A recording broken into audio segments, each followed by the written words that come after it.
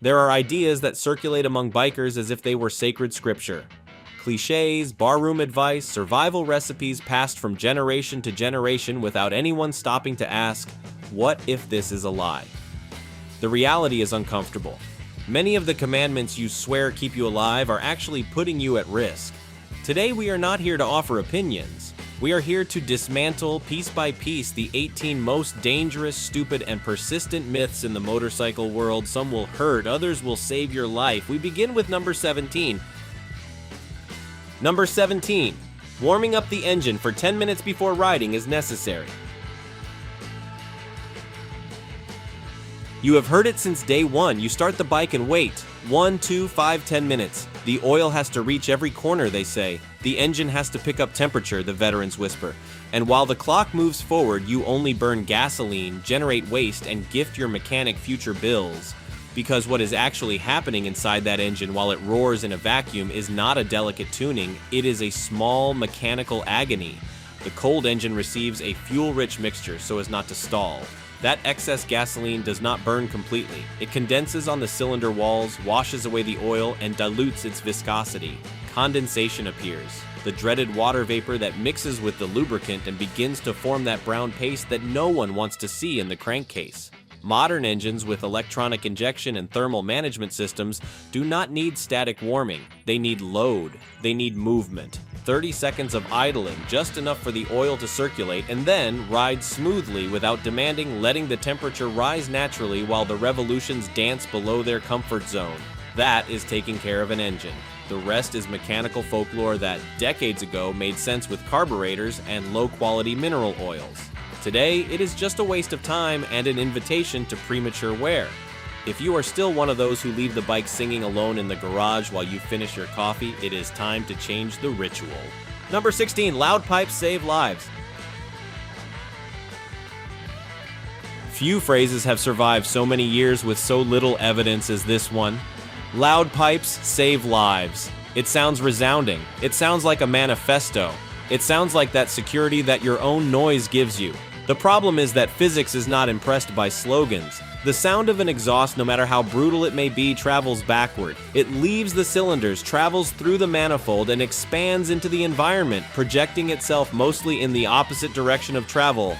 That flood of decibels that makes you so proud is not alerting the driver approaching from your left. It is annoying the poor devil 3 cars behind you with the windows closed and the radio on. And even if there are engineers capable of partially directing the noise forward, the reality is implacable. The sound disperses, gets lost, and is diluted. A driver locked in their bubble of climate control and touchscreen is not going to hear you. They aren't even looking at you. The only tool that really dissuades a car from invading your lane is not the roar of your exhaust, but the position you occupy on the road, the light of your headlamp, the reflective color of your jacket, and above all, the capacity you have to anticipate their stupidity. Noise does not make you visible. Noise only makes you noisy, and often it also makes you hated. Number 15, a bigger engine is always faster. There is something primitive about looking at a nearly 2-liter engine and thinking it must be an unstoppable beast. More displacement, more pistons, more travel. It has to be faster. It is almost a matter of physical logic. But physics, that lady who never lies, has an uncomfortable answer. Speed is not the only daughter of size. It is a complex equation where weight, aerodynamics, gear ratio, and the power delivery curve dance together. A 1,800 cubic centimeter cruiser can roar like an earthquake, but its geometry, weight, and wind resistance turn it into an aerodynamic brick when it tries to exceed 180 kilometers per hour. Meanwhile, a 600 cubic centimeter sport bike with half the displacement and a third less weight cuts through the air like a razor blade and leaves you pinned to the seat. Size impresses at the stoplight, but it does not win races. Lightness, efficiency, and tuning are the true silent killers of speed. So the next time someone boasts about the liters of their engine, remind them that it is not the size, it is how you use it. Number 14, premium gasoline increases the performance of any bike. The pump offers you 3 options. You, with your bike between your legs, feel that putting in the cheapest one is almost an insult, so you press the button for premium gasoline, that high-octane stuff, and you feel like a MotoGP rider feeding their beast with racing fuel. The reality, once again, is more boring and much cheaper.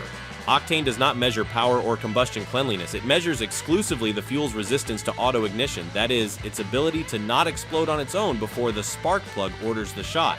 If your engine is designed for 95 octane gasoline, putting in 98 is not going to unlock any secret performance mode. There are no hidden horses waiting to be released by a more expensive fuel. What there is, however, is a risk: slower combustion, a lazier response, and a perfectly avoidable hole in your wallet. Unless your bike's manual explicitly requires a certain octane rating, you are overpaying for an illusion. And illusions, no matter how premium they seem, do not move the needle on the tachometer. Number 13. For short trips, you don't need full gear. It's just a hop. 10 minutes, 5 kilometers. You're going to the bakery, the supermarket, a friend's house. You think that putting on the leather jacket, reinforced pants, and boots is an exaggeration for such a brief journey. And then 2 blocks from your destination, a car that didn't see the stop sign, an oil slick on the asphalt, a 1-second distraction. Asphalt does not understand distance. It doesn't care if you've been riding for 15 minutes or 15 hours. Its abrasive texture is the same, its ability to tear off layers of skin is identical. Statistics, cold and stubborn, show that most serious accidents occur near home at low speed on journeys that the rider considered harmless. Confidence kills more than speed, because when you go equipped, when every centimeter of your body is protected, the margin for error grows. A fall at 30 per hour with a jacket and gloves can be an anecdote. The same fall in a t-shirt can be reconstructive surgery. There are no short trips. There are only trips where you decide if you want to arrive in one piece. Number 12. Chain lube lasts forever. The chain is that silent component that rarely receives attention until it starts making noise, and when it does, it's already too late. There are those who apply a layer of lubricant every 1,000 kilometers and believe that's enough. The reality is that chain oil is not eternal, it's not even especially long-lived. Every drop of rain washes it away, every particle of dust adheres to it, forming an abrasive paste that wears down the seals and stretches the links. A dry chain doesn't just lose flexibility, it becomes a tool of mass destruction for the sprockets and the drive cushion. And when it finally breaks in the middle of a ride, it gives no warning. You only hear a metallic snap, and suddenly the back wheel no longer responds. Maintaining a chain is not an aesthetic whim. It's the difference between arriving at your destination or waiting for a tow truck at the side of the road, watching how the kilometers of your transmission's useful life vanish because you didn't spend 10 minutes every 500 kilometers. Number 11. Engine braking damages the transmission. There are riders who feel a kind of reverential respect for the engine. Accelerating is pleasure, but holding back with it seems almost like a mechanical aggression to them. They believe that downshifting to reduce speed punishes the gears, stresses the clutch, and shortens the life of the crankshaft. Nothing could be further from the truth. Engine braking is not a punishment, it is a precision tool. When you close the throttle, the intake butterflies fold, and the vacuum generated in the cylinders creates a natural resistance that slows the rear wheel in a progressive and controlled manner. Dropping a gear only synchronizes speed so that the transition is smooth. It is the same technique used by professional riders to enter curves with a stable chassis without placing all the responsibility on the brake discs. Heat is the true enemy of brakes. Engine braking distributes that heat, relieves the calipers, and gives you an extra margin when you need it most. Your transmission is designed to withstand much more than a few speed reductions. What actually damages it is abuse, abrupt shifts without clutching, and keeping it under extreme load without proper maintenance. So stop treating the engine brake like an enemy. It is your ally, and it comes standard. Number 10. Supporting both feet at every traffic light is the safest way. Watch any novice rider stop at a traffic light. Instinctively, they lower both legs, plant both feet firmly on the ground, and stay motionless like a statue of iron and rubber. It looks stable, it looks like control, but it is, in reality, a posture that betrays insecurity and limits your reaction capacity. A stopped motorcycle does not need 2 support points. Its own geometry, with the raked fork and well-distributed weight, keeps it upright with surprising ease. Add a slight pressure on the rear brake and the bike stays pinned, imperturbable. Supporting only the left foot and keeping the right one on the brake pedal is not posturing, it is strategy. It is being ready to start smoothly, to correct a wobble, or to dodge that driver who is looking at their phone and hasn't seen that the light is red. The foot on the ground gives you stability, the foot on the pedal gives you options, and when it comes to surviving on the asphalt, options are all you have. Number 9. Putting the bike in neutral at a red light saves fuel. It is one of those gestures repeated by generational inertia. You arrive at a red light, stop, and almost without thinking, you click the tip of your boot under the gear lever to hit neutral, the perfect excuse. You are saving gasoline, giving the clutch a break, and being efficient. The reality is much less heroic. On a modern bike with electronic injection, the fuel consumption at idle is practically insignificant. It doesn't matter if you hold first gear with the clutch pulled in or if you free the entire drivetrain in neutral. The ECU continues to send the same minimal amount of fuel, barely a breath of gasoline to keep the engine turning. The difference, if it exists, is measured in fractions of a milliliter. In a year of city riding, you wouldn't save enough for a cup of coffee. What you are doing, however, is sacrificing reaction time. In neutral, your bike is a passive spectator. If a distracted driver approaches from behind with no intention of braking, you need an extra movement to engage a gear and get out of the way. That half second can be the difference between dodging the hit and becoming a statistic.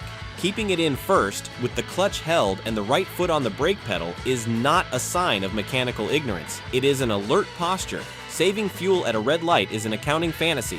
Reaction capacity, on the other hand, is legal tender on the road. And number 8, you must always use the front and rear brakes with the same force. Some believe that the perfect braking is a mathematical balance, 50% front, 50% rear. Squeeze both controls with the same intensity and the bike will stop in a straight line as if it were on rails. Physics, however, has other plans. When you decelerate, the weight of the motorcycle and the rider shifts violently forward. The fork compresses, the front tire digs into the asphalt looking for grip, and the rear, relieved of its load, floats with almost no pressure on the ground. At that moment, the front brake is capable of generating between 70 and 90% of all stopping power.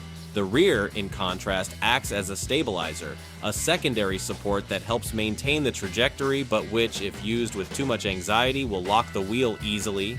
Experienced riders do not look for symmetry, they look for feel.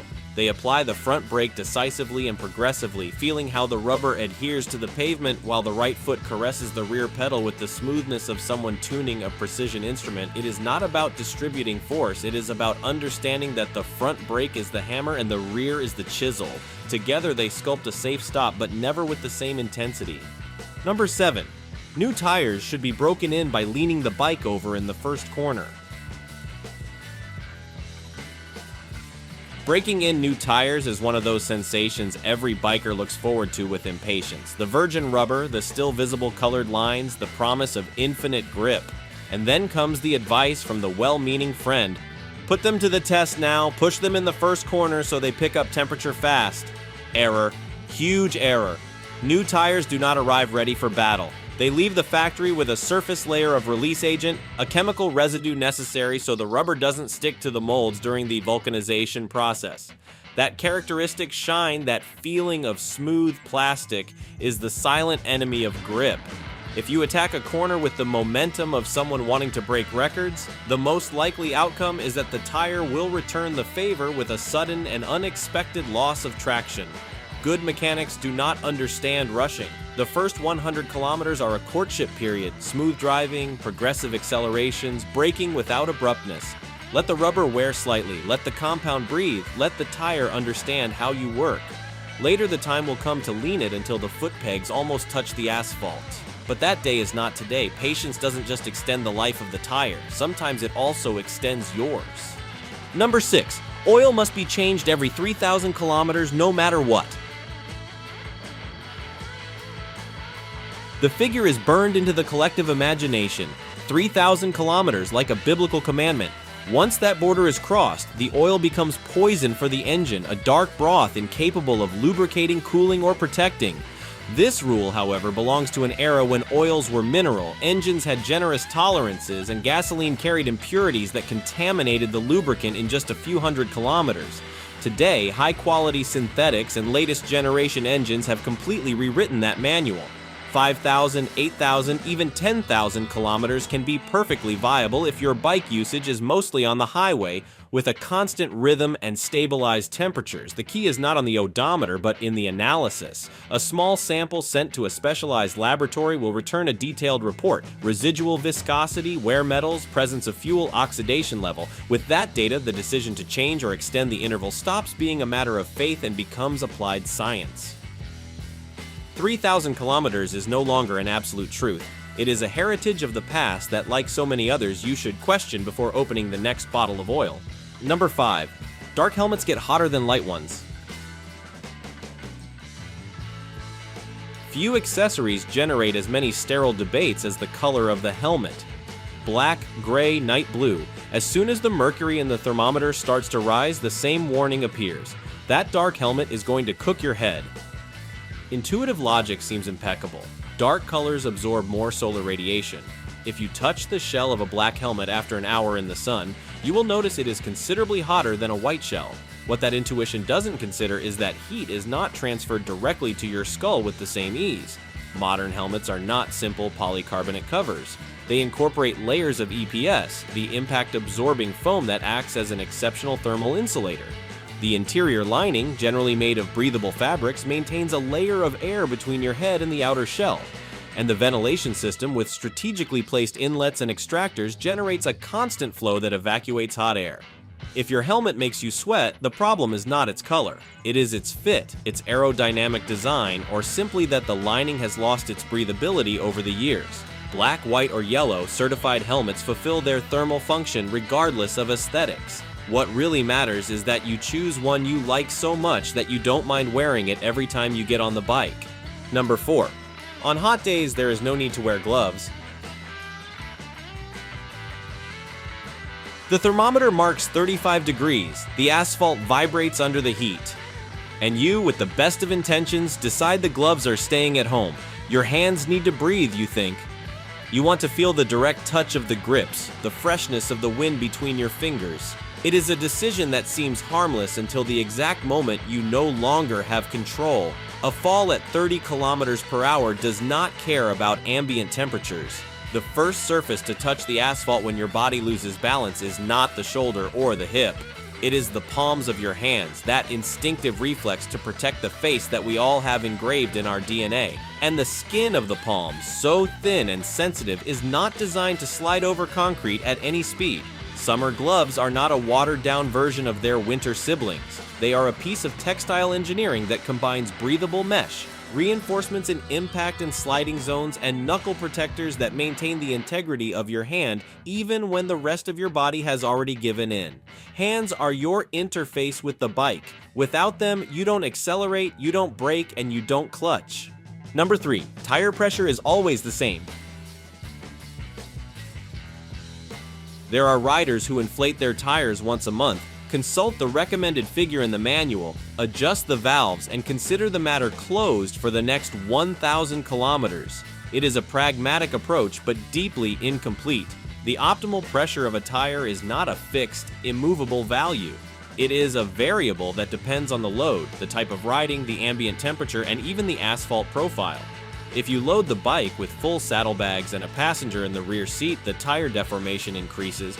You need 2 or 3 additional pounds to keep the contact patch within safety parameters.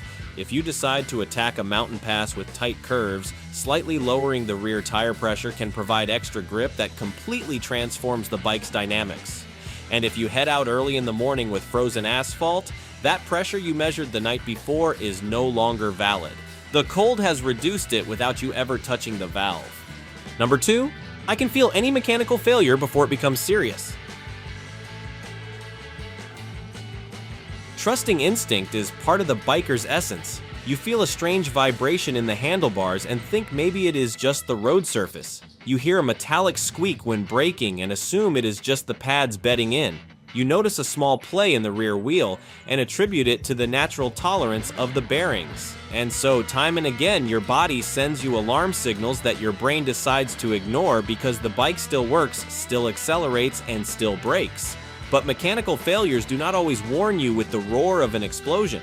Most are silent, progressive, almost polite. a chain that stretches micron by micron until it jumps the sprocket teeth. Wheel bearings that lose their lubrication drop by drop until the axial play becomes a dangerous gap. Brake fluid that imperceptibly absorbs moisture until, in an emergency stop, the lever hits the handlebar without the caliper ever biting the disc. The human body does not have calibrated sensors to detect wear of tenths of a millimeter. You cannot hear the molecular degradation of a seal's rubber or feel metal fatigue before the first crack appears. That is why visual, tactile, and periodic inspection is not an option. It is the only language your bike's components speak fluently. Number 1. Expensive bikes are always more reliable. It is the most expensive lie of all, the one that justifies impossible financing, that turns ownership into status, and that whispers in the buyer's ear that a high price is synonymous with mechanical peace of mind. It is also one of the most dangerous fallacies in the motorcycle world. Reliability is not written in a dealership's profit margin. It is written in maintenance intervals, in the availability of spare parts, in the simplicity of design, and in the tolerance for rider error. A €25,000 European sport bike might demand a valve adjustment every 5,000 kilometers, consume racing oil at €40 a liter, and require specialized tools that no rural workshop has in stock. A €8,000 Japanese bike with its air-cooled engine and basic electronics can accumulate 100,000 kilometers with oil changes, brake pads, and little else. The purchase price is only the first payment. Maintenance, repairs, and depreciation are the interest you pay throughout the machine's useful life. Buying an expensive bike is not an investment in reliability. It is an emotional decision, legitimate and understandable, but it should never be confused with a guarantee of durability. The most reliable bike is not the one that costs the most. It is the one that has been designed best, the one that carries the least unnecessary electronics, and the one that has been proving for decades that well-executed simplicity is the highest form of engineering. There you have it. 17 lies repeated to exhaustion that have survived thanks to tradition, laziness, and word of mouth, but now you are no longer part of that chain.